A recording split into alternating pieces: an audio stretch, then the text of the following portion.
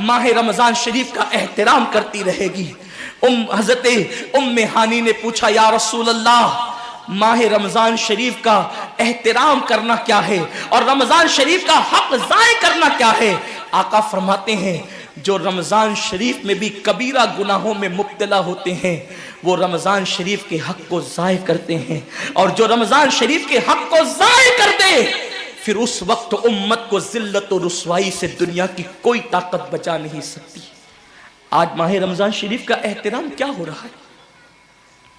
कल तक के मुसलमान और दिनों में गुनाह करते थे, लेकिन रमजान शरीफ आता था तो कम से कम फिल्में लोग देखना बंद कर देते थे, दाढ़ियां मुड़ाना बंद कर देते थे, मस्जिदों को आबाद करना शुरू कर देते थे। अब तो लोग किस कदर बेबाक हो गए, किस कदर निडर हो गए कि रमजान शरीफ में भी लोग अपने आप को गुनाहों से नहीं रोकते, बल्कि मेरी कौम का जवान बड़े धड़ल्ले से कहता है, यार अपने से रोजा नहीं रखा जाता इसलिए कि हमें तो गुटके की आदत है, हमें तो पान की आदत है, हमें तो सिगरेट की आदत है। शर्म करो, शर्म करो। नबी के नाम पे जान कुर्बान करने की बात करने वालों, जो नबी के नाम पर 12-16 घंटे भूखे और प्यासे न रह सके, वो नबी के नाम पे जान क्या कुर्बान कर सकते? और जब से तुमने एहतराम रमजानुल मुबारक तर्क कर दिया, तुम्हारी आबरू को लोगों ने खेल बना लिया, और अब तो लोगों को एहसास से गुनाह भी नहीं रहा, एहसास से जुर्म भी नहीं रहा। गुनाह के साथ अगर एहसास से गुनाह इंसान की जिंदगी में है तो इंसान अपने आप को गुनाहों से बचा लेता है, लेकिन अब हमारे अंदर एहसास से गुनाह नहीं। अब तो हम गुनाह को हुनर समझते हैं, अब तो हम गुनाहों को फैशन समझते हैं। एहसास से गुनाह क्या है? अगर इंसान गुनहगार हो और एहसास से गुनाह भी हो तो वो एक न एक दिन सुधर जाता है, वो एक न एक दिन संवर जाता है। हमारे पास एहसास से गुनाह खत्म हो गया। आइए बताऊं, एहसास से गुनाह कितनी कीमती चीज है। रमजान शरीफ में खा रहे हैं, पी रहे हैं, बल्कि मुसलमानों की होटलें बंद है तो गैर मुस्लिमों की होटलों में खा रहे हैं, छुप छुप कर घरों में खा रहे हैं। लोगों से छुप कर खाने वालों, जो तेरा कुछ नहीं बिगाड़ सकता तू उस इंसान से छुप करके खा रहा है। जो खुदा तुझे सजा देगा क्या तू उसकी निगाहों से भी छुप सकता है? और रोजे भी क्या रोजे रह गए, अब तो रोजे भी रस्म बन गए। जो रोजे रखते हैं रमजान शरीफ में, उनको रोजा रखने की आदत है, वो रोजे को इबादत नहीं समझते। जो रोजा आदत बन जाए वो निजात नहीं दिला सकता, जो रोजा इबादत बन जाए वो निजात दिला सकता। एक तो रोजे की आदत है और एक तो रोजा इबादत है। रोजा आदत और इबादत में फर्क क्या है? आदत ये सब ने रखा हम भी रख लें, ये आदत है। न रखेंगे तो क्या जवाब देंगे, ये आदत है। न रखेंगे तो लोग ताना देंगे, आदत है। फिर रोजा इबादत क्या है? रोजा इबादत यह है कि अल्लाह ने रोजा रखने का हुक्म दिया है और मुस्तफा जान रहमत ने रोजे का हक ये बताया है, अगर तू रोजा रखे तो सिर्फ भूखा प्यासा न रहे, बल्कि तेरा हाथ भी रोजेदार रहे, तेरी जबान भी रोजेदार रहे, तेरी आंख भी रोजेदार रहे, तेरा पैर भी रोजेदार रहे, तेरा कान भी रोजेदार रहे। कान रोजेदार इस तरह कि कान अल्लाह के ममनू करदा चीजों को न सुने, हाथ रोजेदार इस तरह हाथ अल्लाह के मना करदा कामों को न करे, जबान रोजेदार इस तरह कि जबान अल्लाह की ममनू करदा चीजों को अदा न करे, पैर रोजेदार इस तरह कि पैर उस जगह चलकर न जाए जहां अल्लाह ने जाने से मना किया है। जब तू इन सारे आज़ा को रोजेदार बनाता है तो ऐसे रोजे के मामले में मेरा अल्लाह फरमाता है रोजा मेरे लिए है और मैं ही उसकी जज़ा हूं। हर अमल की जज़ा जन्नत है, रोजे की जज़ा खुदा की जात है। इसीलिए आका फरमाते हैं रोजेदार को दो खुशी है, एक तो इफ्तार के वक्त, दूसरा लिकाए रहमान के वक्त, खुदा की जियारत के वक्त। सहाबा ने पूछा आका हम अल्लाह की जियारत कैसे करेंगे? आका फरमाते जैसे तुम आसमान पे चांद देखते हो बिला तमसील उसी तरह तुम खुदा की जियारत किया करोगे। ये रोजेदारों की शान है। आज के रोजे क्या है? जिसमें झगड़ा, जिसमें गीबत, जिसमें चुगली, जिसमें फसाद। रोजे को आदत मत बनाओ, रोजे को इबादत बनाओ। एहसास मिट गया, इबादतों का एहसास मिट गया, गुनाहों का एहसास احساس ختم ہو گیا. جب تک کہ لوگوں میں گناہوں کا احساس زندہ تھا وہ عبادت کر کے بھی اللہ سے ڈرتے تھے, وہ عبادت کر کے بھی رب کی بارگاہ میں آنسو بہاتے تھے کہ مولا میں تو حق ادا نہ کر سکا. لیکن آج احساس نہیں ہے, اس لیے لوگ ہنستے ہنستے افطار کرتے ہیں. حالانکہ صحابہ کا معمول تھا جب افطار کا وقت آتا وہ ہاتھوں کو اٹھا کر کے روتے اور کہتے مولا روزہ تو چلا گیا لیکن روزے کا حق نہ ادا ہو سکا. آنسو بہاتے, ڈرتے. لیکن آج ایسا کچھ بھی نہیں ہے. ہماری ساری نیتیں تو دسترخوان پہ لگی ہوتی ہے افطار کے وقت. آئیے ایک بات نکل آئی, احساس گناہ. کیا ہے احساس گناہ؟ آقا نے فرمایا نا کہ جب رمضان شریف کا حق ضائع کر دو گے تو اللہ تم سے عزت کو چھین لے گا, تم ذلیل و رسوا ہو جاؤ گے. احساس ختم ہے گناہ کا, اسی لیے رمضان شریف میں بھی گناہ کرتے ہیں, اور گناہ کر رہے ہیں تو ذلیل ہو رہے ہیں. احساس کسے کہتے ہیں؟ احساس یہ ہے کہ میں نے کیا کیا. چھوٹے سے گناہ کو بڑا سمجھنا میں نے کیا کیا. ایک خاتون بارگاہ رسالت میں آئی اور عرض کیا یا رسول اللہ مجھ سے زنا ہو گیا ہے, میں نے بہت بڑا جرم کر لیا ہے, آپ مجھ پہ حد لگا دیں, حد جاری کر دیں تاکہ میں گناہ سے پاک ہو جاؤں. اللہ کے حبیب نے احساس گناہ دیکھ کر کے فرمایا کہ جا, ابھی تیرے پیٹ میں بچہ ہے, تیرے جرم کی سزا تیرے پیٹ کے بچے کو نہیں دی جا سکتی.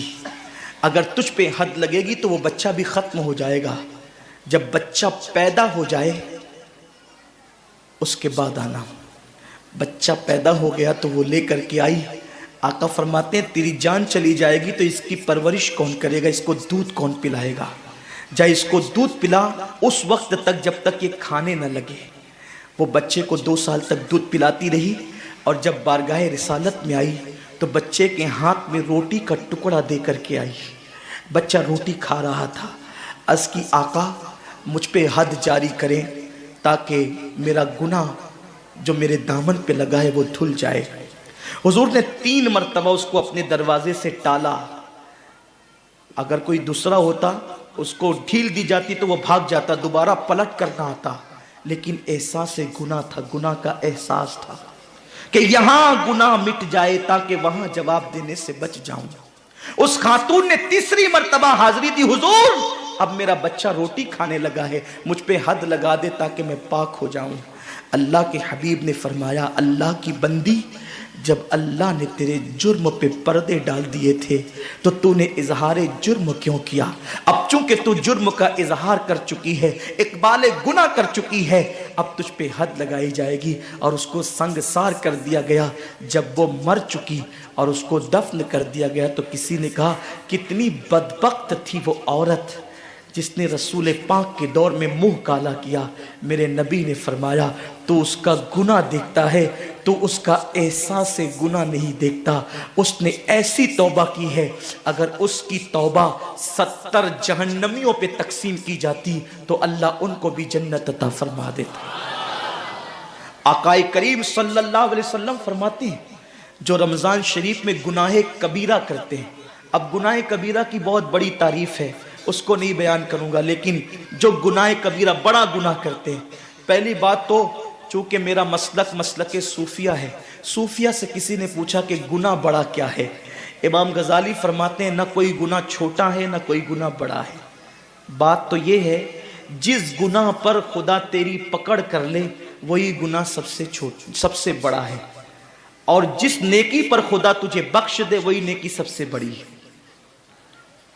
کسی گناہ کو چھوٹا سمجھ کے مت کرو, پتہ نہیں وہ کس گناہ پہ ناراض ہو جائے.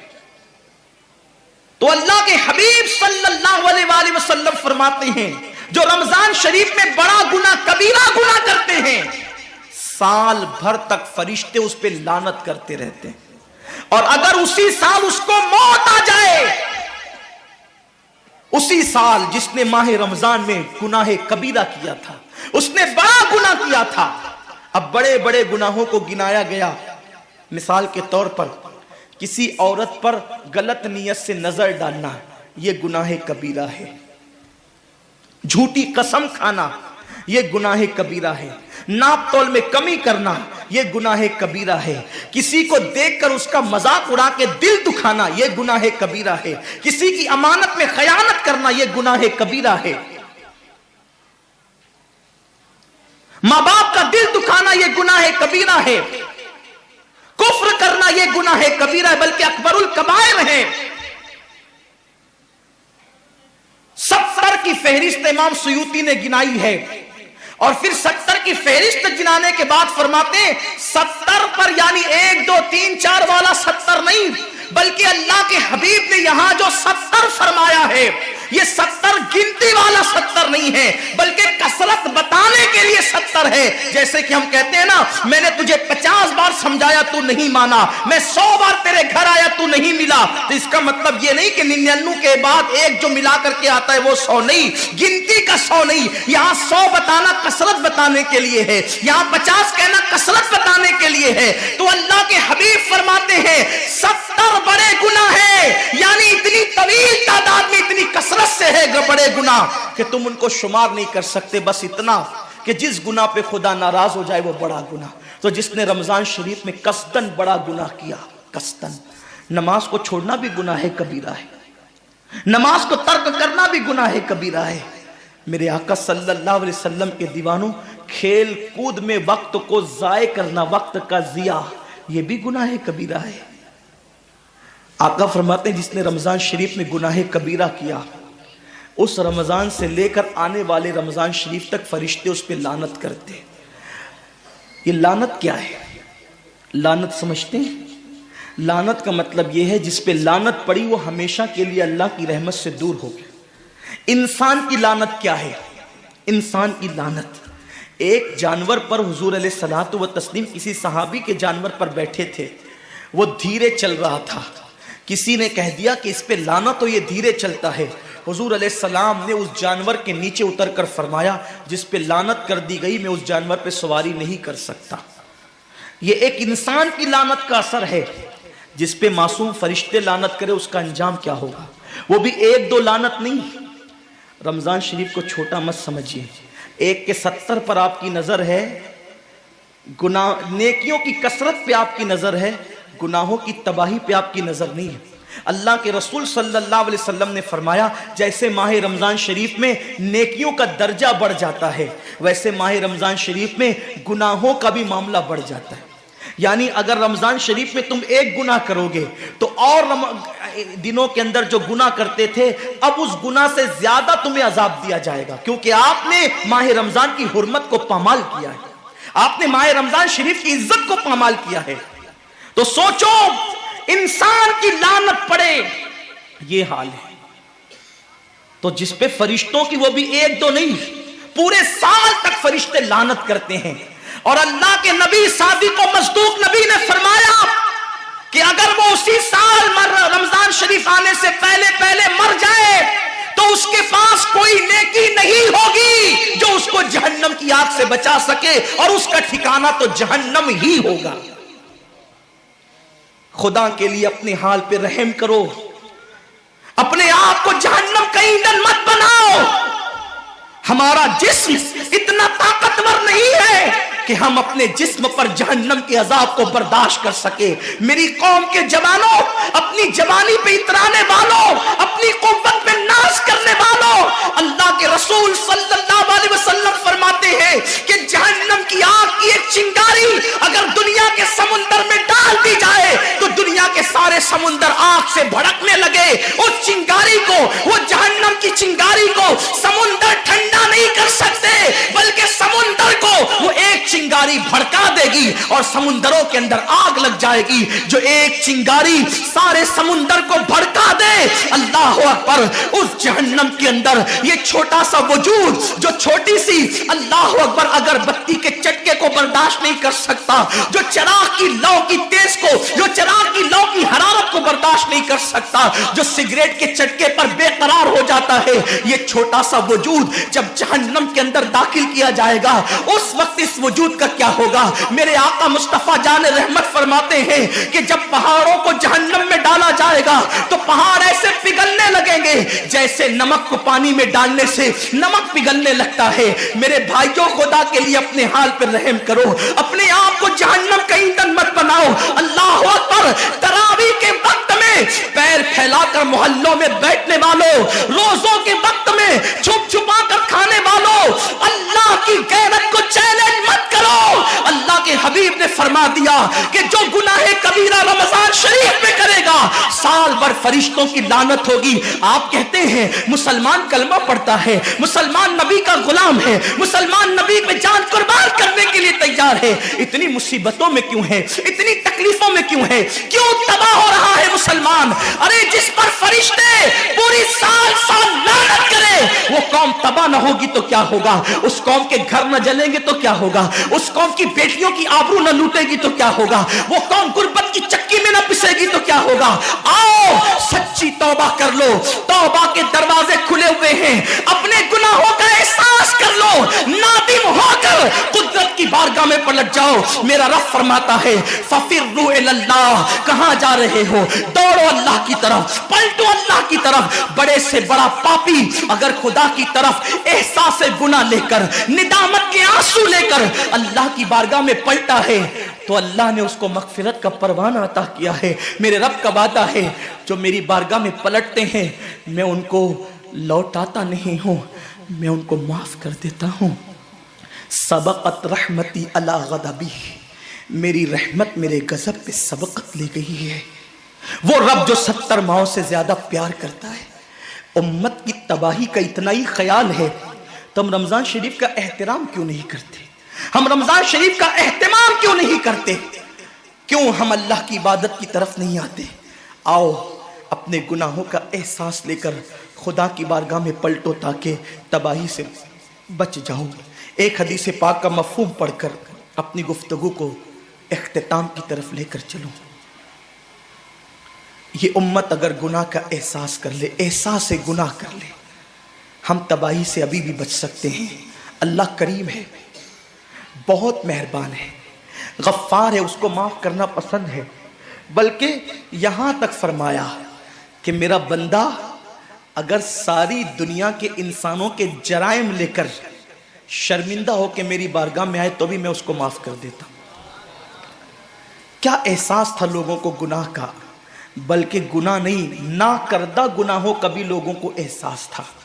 एक हदीस पाक का मफहूम पढ़ता हूं। हजरत सालेबा इब्न अब्दुल रहमान, ये एक जवान इंसान है। इब्तिदाई जवानी में इनको हुजूर का दामन नसीब हो गया और ये मुसलमान हो गए। हुजूर के हाथों पे कलमा पड़ा। क्या नसीबे थे उनके जिन्होंने कलमा देने वाले नबी के हाथों पे कलमा पड़ा था। क्या नसीबे थे उनके जिन्होंने नमाज लाने वाले नबी के पीछे नमाजें पढ़ी थी। क्या नसीबे थे उनके जिन्होंने बशक्ल मुस्तफ़ा अल्लाह के नूर को देखा था। क्या नसीबे थे उनके जिनकी आंखों को खुदा भी प्यार से देखता था। क्या नसीबे थे उनके जिनका मुट्ठी भर जौ खैरात करना लोगों के ओहद पहाड़ सोना खैरात करने से भी ज़्यादा बेहतर था। क्या नसीबे थे उनके जिनके घोड़ों की टापों से लगने वाली धूल की कसम कुरान ने याद फरमाई है। क्या नसीबे थे उनके जिस तरह जन्नत का होना यकीनी करार दिया गया है, उन सहाबा का जन्नती होना यकीनी करार दिया गया।